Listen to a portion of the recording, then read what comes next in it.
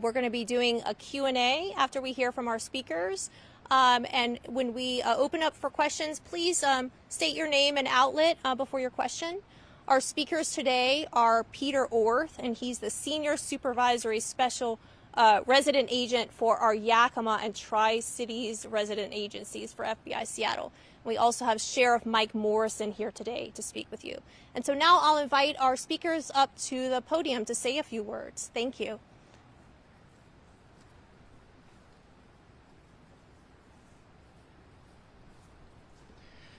Good afternoon, everyone. My name's Peter Orth. I'm the Supervisory Senior Resident Agent for the FBI offices in Yakima and Tri-Cities. Thank you for joining us. The media is very important and plays a very important role in the ability of law enforcement to push information out to our communities. So thank you for helping us spread the word. At this time, the FBI is conducting a grid search operation today and tomorrow near the Rock Island campground. But I want to be clear that currently we have no evidence that Travis Decker is alive or dead. But we are conducting a grid search operation over the next 2 days. It's currently taking place right now. We hope to find evidence that will lead us to Travis Decker or any information regarding the murder of his 3 daughters.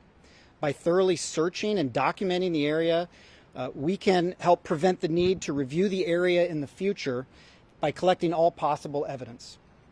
Today there are nearly 100 FBI and partner agencies personnel on the ground to participate in this search operation. We have specialty teams from the federal government and local partner agencies all deployed here today and tomorrow for this operation.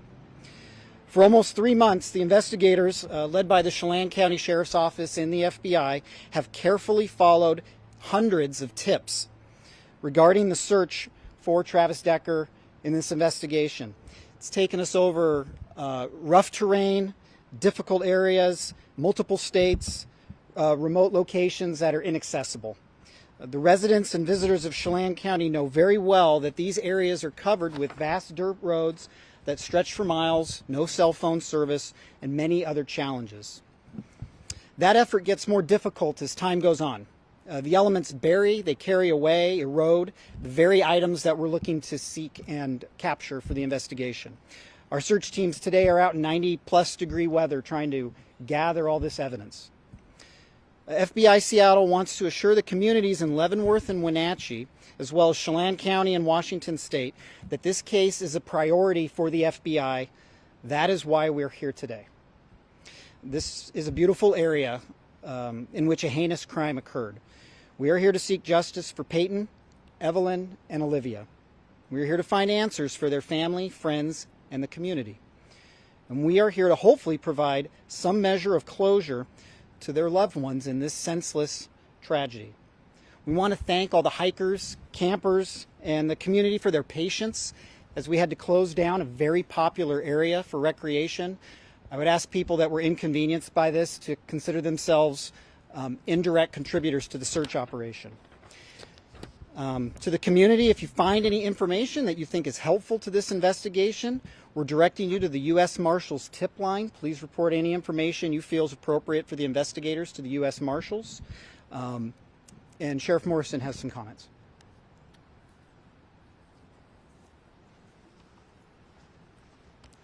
Thank you. Thank you all for being here again. I just want to publicly recognize Peyton, Evelyn, and Olivia again. We have not forgotten about them. We still send our thoughts and prayers up to them. We're thinking of their family during this time.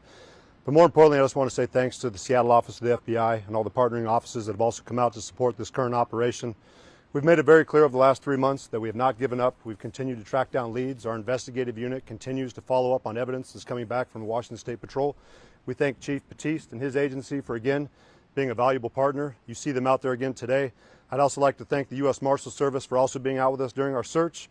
I'd also like to thank the Yakima County Sheriff's Office, the Yakima Police Department, the Spokane County Sheriff's Office, and our agency for being out there, along with the U.S. Forest Service, the U.S. Army's Criminal Investigation Division, and Central Washington University's Anthropology Department. Again, we recognize Chelan County Sheriff's Office as a medium-sized agency.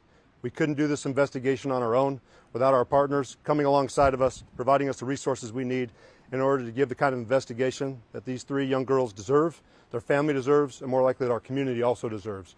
We want to bring closure. We want to bring answers. We understand the frustration. We're feeling it as well. It's been 3 months. We would love to have Travis Decker in custody, standing in front of a judge. We recognize that at times these kind of investigations take time.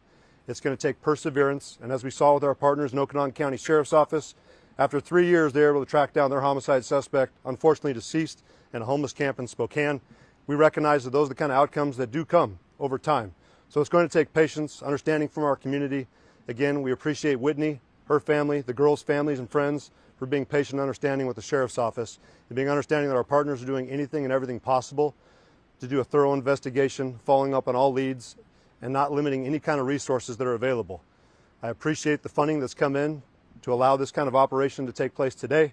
You've seen this over the last several months with our partnering and neighboring agencies, not only nationally within the state, but also internationally that have followed up on leads on our behalf. Again, the Sheriff's Office and the citizens of Chelan County are appreciative. We'll continue to be appreciative, but again, we will not relent, we will not give up until this investigation is concluded and that Travis is accounted for and or taken into custody. Again, I appreciate your time. Thank you for being here, showing support for us, and we'll take any questions you may have. Sheriff Michelle Esteban from Como News. Could you be specific about why this is such a targeted location? It seems to be site-specific. What has led investigators here? Absolutely. So this is the primary area where the initial crime took place. We've had our agents, our investigators, along with the U.S. Marshals Service and our volunteer search and rescue team that did a thorough grid search around the initial campsite. We had our investigators embedded in with that process. The FBI is now following up behind to expand that out. Based off the information that we've received back from behavioral analysis on a possible outcome of how this may have gone or where Travis may have gone, we wanted to expand our efforts out. And further, we wanted to support and provide a solid foundation for our investigation and what areas we have searched for future investigators when they come on scene if we haven't settled this or found Travis in the next couple of years. But it's going to take us some time, and we're going to continue to do a thorough search and continue to expand out around the initial crime scene to ensure we didn't miss anything. I believe we did a thorough search initially, but again, when we come back with new technology, more resources, more personnel, that allows us to better document what we have covered for future investigations. And Sheriff Morrison, Brady Wakayama with King 5 News. How did you folks decide on the time, on how long you plan on being out here? Just 2 days rather than a week or, less time or more time? Why is it only just 2 days? Based off the resources we had, and again, I'll let the FBI follow up further as they're the ones leading this investigation and the follow-up operation. It seemed appropriate with the amount of ground we were trying to cover, and again, we're mapping it out. If we need to expand further, I understand that they can take more time to expand out, but again, we've agreed on those 2 days. We'll reassess once that time frame comes to an end. And how much ground are we trying to cover over the next 2 days? As I understand it, we're going about a quarter-mile radius around the campsite. If we need to expand out further, we will. Based off investigations and follow-up we've done with the U.S. Marshals Office, looking into similar cases, we found that historically and typically that you found the homicide suspect and those responsible within a quarter mile of the scene, either alive and or deceased. Is there any new evidence that you've uncovered that you can share with us that led you to this location? No, again, it's just due diligence, making sure that we're checking our boxes and doing everything we can to best map it out in the future in case there comes a time where I'm not in office or our investigators aren't in office. It's well documented. There's a well-established history. Anyone can pick up where we left off. We saw this with the Green River Killer case. This started in the early 80s, expanded out in the early 2000s. I can tell you that a lot of the investigators that were assigned to that case had long since retired once he was taken into custody. Again, we want to lay that kind of foundation in case our investigation goes that long. But we remain committed and going to make sure that we do a thorough job. Sheriff, are you guys still using the air resources as well, or is this all foot search today and tomorrow? This is all ground, but we do have air resources if we need to call them back in. And we appreciate the FBI for taking point on that. We also appreciate Spokane Police Department that brought their drone unit before. We've had our drone unit out, along with Spokane County, Snohomish County, King County, our air units, and Washington State Patrol's fixed wing. So we know if we have to call upon them, they will be available. But at this time, we understand that getting boots on the ground and into the thicker brush is probably our best point leading forward. Sheriff, is there kind of a rush to get out here and possibly try to get things settled? I know that you're closing for the next 2 days, but Memorial or the next holiday is right around the corner. Do you guys foresee maybe taking the rest of the week, expanding into other areas, or is this just going to happen over the next few days and then we're just going to wrap up before the holiday? We've never been rushed. So this is an investigation looking into the homicide of 3 young girls. If it requires us to expand our time out on the ground further, we'll do so. We're going to start off with 2 days. We understand that they're limited resources. These are taxpayer dollars that we're utilizing. We're not going to be wasteful with them, but we're going to make sure to be thorough. If we need to go out to the end of the week, we will. The holiday weekend is not going to obstruct our investigation or slow us down. We understand it may be an inconvenience for those who want to come here and recreate. We are a tourist destination. We recognize that, but we're also 2,900 plus square miles. There's other places to camp. We appreciate the community support, those visitors' support, and we understand this does present an inconvenience, but there are a lot of other areas where you still can recreate, camp here within our county. We welcome you, but for the time being, that area is closed for our operations, and if we need to expand out, we will, but we've never been in a hurry. We're going to be thorough, we're going to be detailed, because justice remains on it. So it depends on us. We want to make sure that we're doing everything possible to present a strong case when we get to court. And Sheriff, you may have mentioned this before, but what additional resources are in this search versus previous ones? What's the difference? I'll allow the FBI to expand out more on what they've brought to the table, but I can tell you just the resources available from the units that are coming in. I've cited the U.S. Marshals Service, the FBI. This is the first time that I've seen the U.S. Army's Criminal Investigation Division on the ground too. We've had electronic sniffing dogs, we've had specialists in different fields. So we're just expanding out with what we have available to the criminal justice system, and that's not available to the Sheriff's Office. And again, we couldn't do this without the FBI's support, and we're grateful for that. You might be repeating yourself, but would you mind just sort of emphasizing what role the FBI will play and how they're going to take the lead in this search and why? They are the leads in this search. They're the ones that put forth the personnel, the funding, the coordination, the logistics. Again, we thank them. We appreciate them coming all the way over here and doing this. We understand what kind of a time consumption this is, what a resource consumption this is. Again, we could not do this without our federal partners. We're thankful for our federal partners, FBI, U.S. Marshals, Homeland Security investigation. We've had Border Patrol out here assisting us as well. Just thankful for our federal partners, our local partners, our state partners, and we'll continue to work with them as best we can. Can you talk a little bit about, I mean, the slightly emotional side? We know it has been almost 3 months to the day at this point. We're still looking. This is still something that people think about every day in some households. Can you talk a little bit about maybe if it's a little bit defeating to still be doing this today? It's not defeating for us. We don't give up. We understand that the girls would not want us to give up, but I did talk with Whitney last night over the phone. I get her frustration. Of course, she wants the kind of closure where we can locate Travis and bring him to justice. And we also understand that our community is frustrated.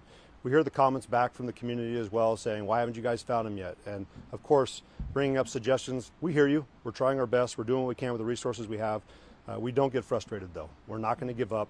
We understand this could take years, and we'll be here. If it's not me wearing this uniform, it'll be another Chelan County Sheriff's deputy. It'll be another FBI agent. It'll be another U.S. Marshal. This is not going to go away till Travis is located.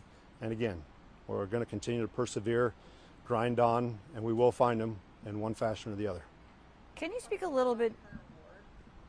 Current award that the U.S. Marshal Service is offering is $20,000, and I know I've heard calls from the public, why don't you raise that amount? Again, we don't control that. We appreciate the U.S. Marshals for putting in the work that they have, having Travis be in the spotlight that he is in, and also the funds that have been made available to turn him in. I don't think there's anything saying that members of the public couldn't come up with their own funds to offer up, but again, I would tread lightly in there because fraud is a real thing. But again, we're pursuing forward with justice. We hope that individuals do take the award as a serious offer, and we'll continue to work with the Marshal Service. If we're able to get additional funding, we're grateful for that as well. Can you speak a little bit to, I know we've talked about the terrain extensively, his military training, but what is the likelihood with the type of weather we've experienced that Travis Decker is alive at this point? Yeah, we'd never presume that he's alive or dead until he's accounted for or found in one fashion or the other. I've said it before, I don't believe he's special in any way. He was part of the military. I appreciate his service. Right now, he's a criminal at large. He's wanted for murder and kidnapping. We have other individuals on the ground that are more trained. Our instructors in this field are actual survivalists, and I feel like we have the right members on our team, and he's got a lot of people hunting against him. I've said it before, he's got to be perfect every single day. We just have to be perfect once, and if he is still alive, I got to imagine he's pretty tired by now. But we understand the likelihood that there could be a potential that he is deceased, but until we find him, alive or dead, we're going to continue to search. Okay. Question for Agent Orth, if I could. Sure. The question was asked, sir, about resources. Jefferson Robbins with NCWI TV. The question was asked about FBI resources, and I know this is characterized as a grid search, but can you say anything about the people involved in the grid search? Are there people with specialties, special skills that you wanted to have for this operation? Yeah, absolutely. So we brought in people with specialty skills. The FBI maintains what's called the evidence response team. We have many of those individuals embedded with the teams. We have members of the FBI SWAT team embedded with each of the search teams that are out there. And to be clear, there are a number of search teams that are searching this area. It's not one big team moving around. It's several smaller teams. So we have those experts there. We have experts from outside agencies that are here. So we have electronics experts currently on the ground right now at the Rock Island Campground. So any possible investigative or search personnel that would bring an expertise to the table, they are here today. The notice of the closure of the Forest Service area came out on Friday. How far in advance was this operation planned? It's something we've been discussing for a while. It takes a long time to put this many resources, 100 people together with the right expertise in the same place at the same time. We also didn't want to, impact the public unduly because this is such a popular area. So I would just say weeks and weeks. This has been in the works. Maybe actually more than that. Were you counting on this weather? We'll take it. We'll take it. And once more, when do you guys plan on reopening this area? Obviously, Yeah. as we discussed, potentially 2 days to start, potentially longer, but what about now? So right now the game plan is for the area to be reopened Tuesday evening to the public. If we will change that if something during the search dictates that we need to. But at this point, it will be reopened Tuesday evening. And around what time? Do we have a Yeah, the Forest Service websites post a specific time. I believe it's roughly 5 o'clock. The Forest Service website has it for sure. When we're talking about this search, is it day and night, or are we doing like a 9 to 5 search? What does that look like? So it's more daylight hours is when we're searching. Even though it's really hot, we're searching daylight hours. We are going to have personnel overnight at the scene, but they will not be conducting the search.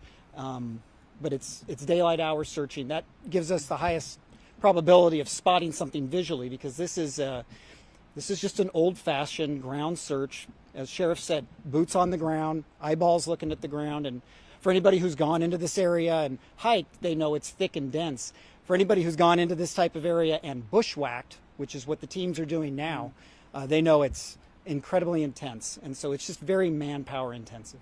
And you say overnight personnel, what's their role in all this? Scene security. Yeah, the scene is locked down. We don't want people coming in at night, so we have personnel who've locked the scene down. Is it unusual for the FBI to be involved in a search like this, and why or why not? No, it's not. This is a federal crime. There's a federal warrant out for Travis Decker, and so it's not unusual. The FBI can bring, as we've talked about today, a tremendous amount of resources to these problems. A rural area, remote, no cell phone service. We can bring those resources to the table. We can partner up with our law enforcement partners to be force multipliers. But at the end of the day, there's a federal crime, several federal crimes that have been committed, and so we're shoulder to shoulder with the sheriff's office. Okay. Why now? It's been almost 3 months. You guys have gone over this a few different times. Several agencies have. You've gone back to Rock Island a few times. Why now? Do you think you'll actually find something different? Well, we have to believe that. Yeah, there's nothing wrong with being. You can't be too thorough in a search like this. Like I said, it is such incredibly dense vegetation that anybody who walks down one of these trails could walk 10 meters off the trail and no one would ever know they're there. And so by coming in with a very, I would say, sophisticated search operation where everything has been divided up by GPS coordinates, responsibilities have been divided up very specifically. It's going to be documented electronically and visually what ground has been searched, what's been cleared, so that potentially future teams that come in don't need to go over the same area. Is there a fear that it's too late? I mean, there's been campers there. There's been people walking through that area. Evidence stomped all over potentially. Is it too late? No, it's never too late to go look for evidence. So no, we don't feel that way. So I just want to be clear, is there a break in the case here? Does that have anything to do with why you're targeting this area? Or is it what I'm hearing? We just need to be abundantly thorough and cover that grid, which we know we can do in 2 days. we need to be abundantly thorough and cover that grid very, very thoroughly, because the overgrowth, things on the ground get grown over very quickly. So we just want to be very thorough. There is no break in the case, to use your term. Okay. And the equipment they're going to be using, is this just like machetes? I mean, are they bushwhacking through? What, I mean, so is there any heavy equipment? nothing 'Cause special. With that terrain, you So probably can't. we have communications equipment back there because there's no cell phone service at all, but we have communications equipment back there so teams can be connected with our resources at FBI headquarters, outside resources if we need to bring additional things in, so the sheriff's office and the FBI can speak. But really, it is old-fashioned hard work, people walking through the woods, looking at the ground within sight of each other, not missing a single square foot, to make sure that this area that we were responsible for has been cleared and there's nothing of interest here. We need to now look somewhere else. Okay. Kevin Peter, KHQTV. Are you confident that 2 days is enough to cover this, what was it, quarter-mile radius beyond the campground? Yeah, as of now, this is the right amount of time. We may actually be able to expand outside the quarter mile, depending on how the search teams do this afternoon and tomorrow. We may actually go further out than what we initially intended. So. And I suspect, I don't want to assume that you agree with the sheriff, that historically, when you look at other cases, perhaps that are somewhat similar, oftentimes you may find your suspect within that radius. Do you believe that? And, yeah. And is that why? Can you just speak to that for a sec? Yeah, the FBI believes that too, that, generally in these cases, not all the time, but a good amount of time, what we're looking for is not vastly different than the area where the crime occurred. So that is why we've centered our search operation today on where the crime occurred. Okay. Does anybody think he's got any sort of help? We're open to all possibilities. Is there a water element to this search? The river's been searched once or twice. Ted Morrison was on one of those searches. This time around too? Sheriff, you want to speak to the water search? The FBI has a team up there right now from the Spokane County Sheriff's Office that's evaluating the area, but I don't believe they're in the water today. So we brought Spokane County Sheriff's Office's dive team in. There were certain areas that our Swiftwater team could not access just because if you're diving underneath log jams, that was an area that we didn't have the equipment for. So Spokane County, thanks to Sheriff Knowles, has offered up their dive team to come in, search areas that we weren't able to get to. They should have their scuba gear, their dive tanks that's going to allow us to get into areas that, again, we weren't able to access, the National Park Service wasn't able to access. But we feel pretty confident with our Swiftwater team being in the water twice now to conduct searches since the water's come down. The National Park Service's Swiftwater Rescue Team been in the water for over 4 days. And now we have Spokane County Sheriff's Office's dive team going in the water too. We feel very confident the water's been covered thoroughly. But again, we'll utilize what resources we have and make sure that we didn't leave any stone unturned.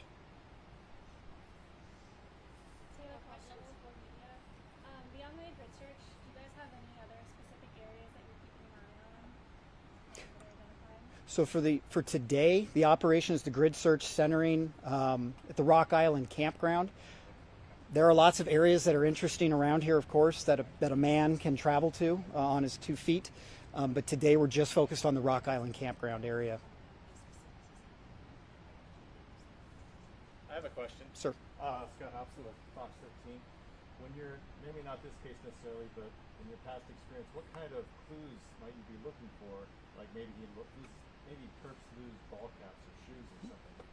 Yeah. We're looking for anything interesting that is in the wilderness that would be left there by a person, specifically a man trying to evade law enforcement. So we're looking for anything. Have there been any recent sightings? Pardon me? Are you guys still hearing from tips on that tip line? I'm sure it's died down. Yeah, absolutely. Tips still come in, and every one of them is evaluated. Like I said, the FBI and partner agencies, the Sheriff's Office, the Marshals have cleared literally hundreds and hundreds of tips. One by one, an agent or an investigator or a team of investigators is clearing each one of those tips. They are still coming in, yes. Have there been any sightings recently in this area that we might not know of? Not from the FBI's perspective. I don't know, Sheriff, if you followed up anything recently. So we've had reported sightings. We've had our partnering agencies, and of course our agency also tracked down. They have not turned out to be Travis, but again, we appreciate the community remaining vigilant, reporting it to us, and again, we're not going to overlook any investigation or tip that comes in. So we get it. Just our most recent sighting that we documented over there in Idaho, clearly that did not turn out the way we wanted to, but we appreciated the public again being aware of what was going on. Most recently here I was talking with the sheriff with King County. It sounded like one of their council members had also viewed someone potentially when they were out hiking the Pacific Crest Trail. King County Sheriff's Office went out and did a follow-up on that. We appreciate it. We know they're spending around 12 hours more, from what I understand, doing a search, following up on that information, but again, it didn't pan out. But we continue to get it. Even today as I was going through my mailbox, we had a couple more potential sightings that came in. We'll forward it back over to our partners, the U.S. Marshals Service and our investigators. But we do have things that we're following up on, and again, we appreciate the public for helping us out. Sheriff, would you mind just reminding me, has there ever been a sighting of him right in that Rock Creek campground, Rock Island campground, after the bodies were recovered? There was one potential sighting that we had with our search crew when they were up in the enchantments area in the helicopter.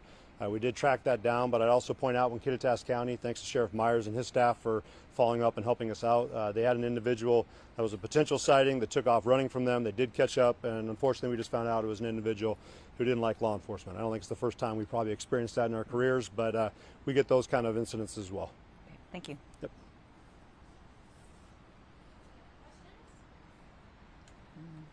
Coming out today, everyone. Yeah. All Thank right. you guys. Appreciate everyone Appreciate for your coming. time.